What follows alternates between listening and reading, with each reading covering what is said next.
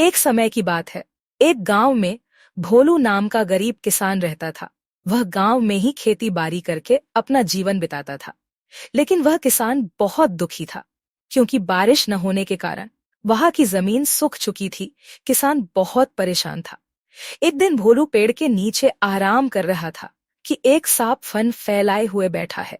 किसान ने सोचा कि इतने दिनों से मैं यहाँ रह रहा हूँ, मेरी तरह इसे भी अकाल में खाना ढूंढने में परेशानी होती होगी। फिर भोलू ने तय किया कि वह रोज सांप को दूध पिलाएगा। अगले दिन ही किसान एक कटोरी में दूध ले आया और सांप के बिल के पास रखकर कहने लगा, हे नागराज, आपको मेरा प्रणाम। मैंने कभी ध्यान ही नहीं दिया कि आप भी यहाँ रह रहे हैं। सूखे की वजह से मैं भी परेशान हूँ, आपको भी परेशानी हो रही होगी, इसलिए अब से रोज मैं आपको एक कटोरी दूध पिलाया करूँगा। इतना कहकर किसान ने वह कटोरी वही छोड़ दी और घर चला गया।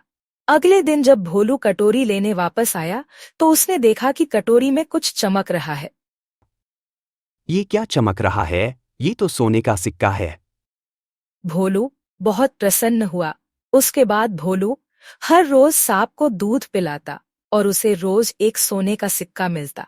एक दिन किसान को किसी काम से शहर जाना और उसने अपने बेटे को कहा, बेटा, ध्यान से एक कटोरी दूध सांप के बिल के पास रख देना।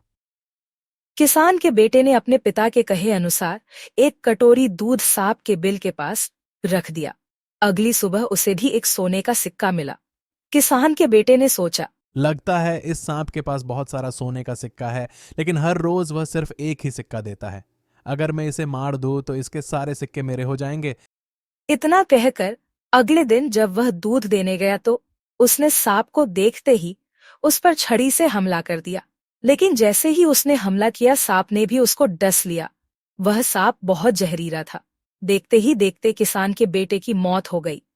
जब किसान वापस लौट कर आया तो उसे अपने बेटे की मृत्यु के बारे में पता चला।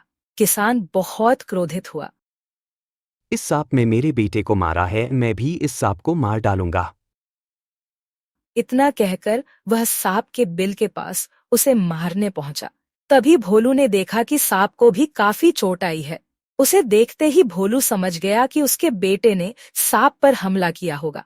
किसान समझ गया कि परिस्थिति कुछ ऐसी रही होगी कि सांप ने मेरे बेटे को डसा होगा।